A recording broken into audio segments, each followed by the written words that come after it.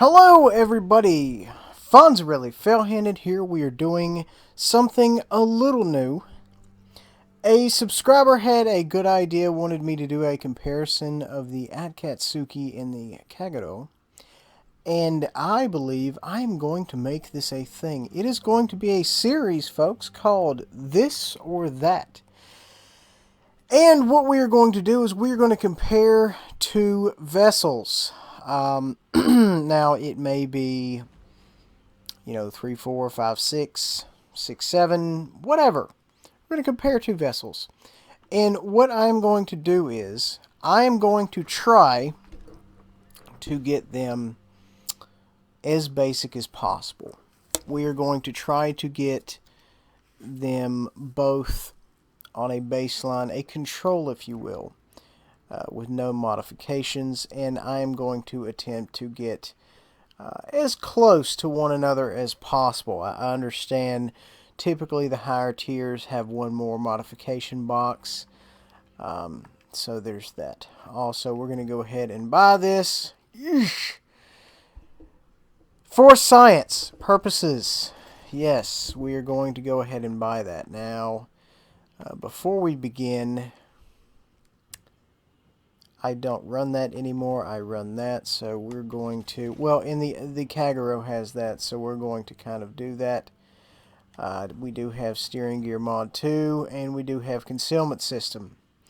Okay, so completely upgraded. The only difference is that the Kagero has the torpedo tubes mod 3. Starting back at things here. They're both going to have aiming mod 1. They're both going to have steering mod 2. They're both going to have concealment mod 1. The only difference is Kagero, once again, will have the torp mod 3. Reload boost. Other than that, both vessels have been completely upgraded. So, let's get to it. Now, what I also am going to do is I'm going to take the DD God off. And we are going to put this guy, because he's a cruiser guy. We're going to put this guy on both of them to kind of, once again, we want both of these essentially to be the control. We don't really want anything with any wild, crazy, insane stats. So, let us begin. Survivability, 13,100 hit points on the Akatsuki. 6 to 20 millimeters of armor. Armor is not necessarily a big deal on DDs. I have already forgotten what that was, 13,100. Let's see how much more HP we're looking at there. Okay, so we've got 2,000 more HP. Going down to artillery. 10.6 kilometer firing range. Let's see what the Akatsuki has in store for us. 10.4. So, not really a big deal. Not a big change. 7.4 seconds reload time, Akatsuki. 6.7. So, a considerable, a 0.7 second jump. So, 3/4 of a second jump. It is pretty considerable. Kagero, 14.6 second turn time. 15.9. Not a big difference. I mean, in DPM, 3/4 of a second is considerable. Going down to damage here. Chance to set on fire, 7. Maximum shell damage, 1,800. Kagero. Not any change. Interesting. Okay, torps. This is where it's going to be kind of an issue here, because the Akatsuki has one more torp launcher. So it's going to be a difference. The Kagero has 2 quad launchers. Reload time 95 seconds. And the maximum damage is, we're going to call that 21.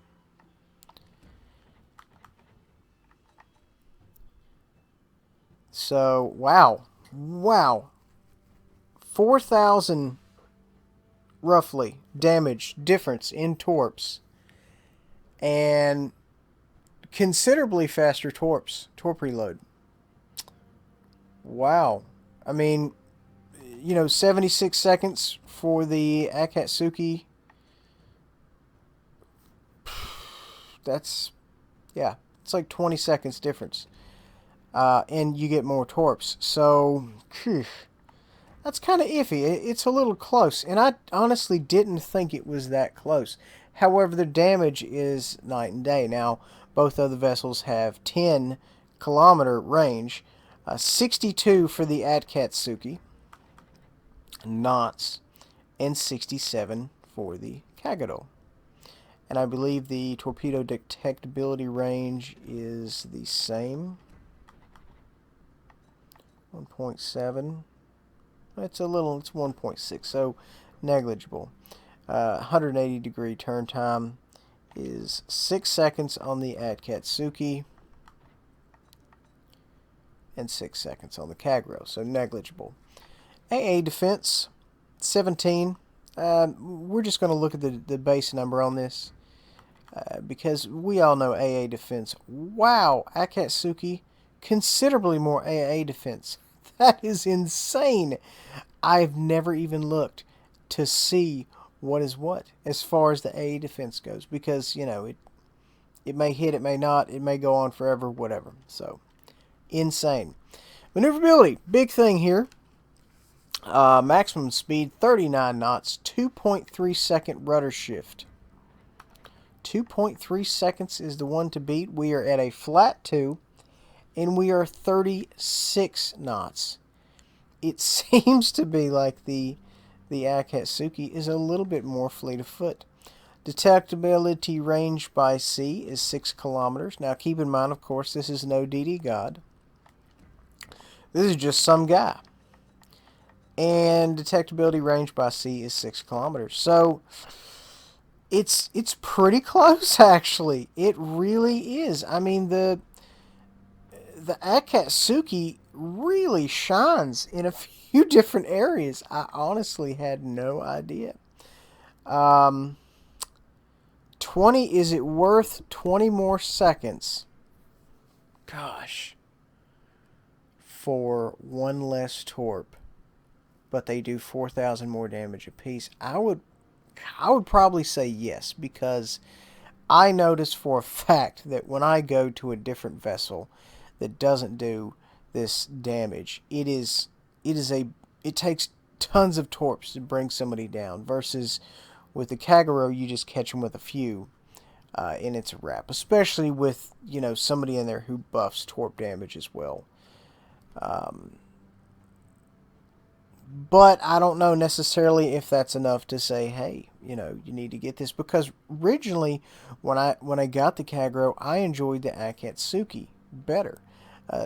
Simply for the fact you get one more torp, you get 3 different launchers, you have a little bit more flexibility, plus the competition isn't quite so stiff at solely a Tier 7 fight. I did not know the AA defense was that, night and day. If we back out here, and we can kind of get a overview very, very quickly. Survivability, like I said, 2,000 more hit points. It bumps up quite a bit. The guns are more or less the same. However, the Kagero has definitely a DPM edge. The torps, see, they have these rated as the same, and I think, honestly, that is about on par, because you've got one more torp, you have more, availability to kind of lay down a spread, but the Kageros are faster, as well as they do considerably more damage. Not just like a little, but considerably. AA defense is night and day. The Akatsuki has almost twice the AA defense. Maneuverability, the Kagero is down versus the Akatsuki, and I specifically think that is just solely based on speed, because if you look at once again, you look at your speed and your rudder shift and everything, I mean, 39 knots is hauling butt. 2.3 rudder shift, and that's, that is very good. 2.3 is really maneuverable. but that's just something. Turning circles, 640 on the Kagero. 640 on that. And I think that it's faster, but you'd be turning. So I think that there's only a ceiling you can go, you know, 2/3 of your speed if you're hard turn, what have you. So very, very interesting. Let's put the DD God back in these here as we had him. And let's just take a peek and see what's different. And what I'll do is, going forward, is I will have, you know, my best commander. He may not be the one for the job, but I do have, as you guys can see, I do have a great number of commanders. We've got all the American, almost all the Japanese, almost all the British, almost all the German. I mean, so for the most part, I'll have, you know, in each class, you know, BB, cruiser, destroyer, what have you, there is one guy in each nation who is the man. And what I'll do is I'll start out with kind of like a control and say, here's what we have, and I'll take the designated bad boy out, and then I'll put in, you know, guy we found sleeping by the docks, and then I'll put him in. I'll say, okay, well, this is what we have difference. Okay, so getting back into it here. This is with DD God. We're not looking at the guns or anything, because the way we have them set up, the guns are nerfed. Torpedoes were, I think, 32. They went up to 40. So yeah, we're doing more damage. They're going faster. We've got better range. The reload time is right over a minute, which is awesome. Did not know that. Like I said, wasn't paying attention. We're at 39. 22,000 damage there with the torps. 71 knots. That is fast. I will tell you. The speed of the torps have really helped, because your target has less of a chance to change direction, velocity, what have you. Going back to the Akatsuki, let's go down here and look at maneuverability. We're at 40.7 knots. The rudder shift didn't change at all. And let's see what we look at like here on the Kagero. We're at 37.5. So, you know, we still end up getting beat out. A flat 5 with the Kagero with no camo. That's impressive. And for the Akatsuki, we have 5.2 with no camo. And what I'll do is, before we shut this down, I'm going to have whatever the best commander I have is on this particular vessel. I'll go over his skills just to kind of get everybody on the same page. And I think this is going to be good, because I think a lot of folks are going to enjoy this. Hull Crusher, 4.25% torp damage, as you guys have seen. Inspiration we are currently running is Eric Bay. Reduces our detectability. You can dual this up here, because Jerry Swarsky in the Bliskavica Tier 6 DD has this skill, the detectability destroyers, or something like it. I have a personal feeling that they're eventually going to nip that in the bud and say you can't double down on things. But for now, as far as I know, you can. As the secondary, I just have main battery traverse and main battery reload. I think personally Reginald Tierwit would be a good one for this, because he has a torpedo reload buff. But if you look through here, none of these speak to a stealth torp type situation. We've got precision, you know, for DD damage, guns, AP damage, what have you, and it's not me for the Kagero. I believe the one I'm going to do next week is going to be the Benson and the Fletcher, and that may be a totally different animal. But the bottom line is, if you level up Charles Madden, traverse and reload is good across the board. You can use it for anything. So this may be a good one, but, you know, 0.9% is not a big enough buff, you know, to kind of put on something, expecting to pull something out of it, if you catch my drift.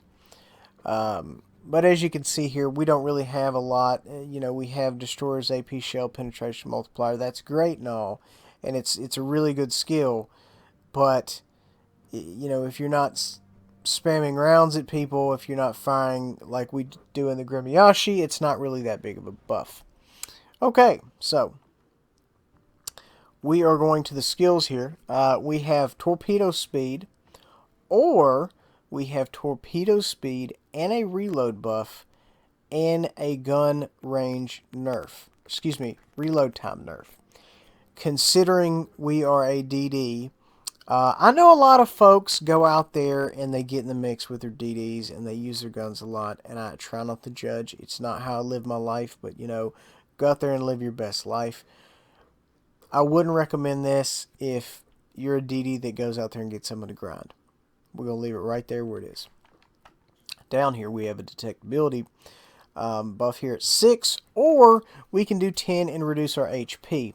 I always feel like this is the better choice because your detectability goes up, your HP goes down, meaning your DCR, if they ever come out with a stat, your damage calls receive, is not going to be as bad when you die versus if you had this one. That's specifically from a statistical standpoint, you know, win 8, whatever, if it transfers over to here, or they generate some metric like that. That's just my stats, you know, situation.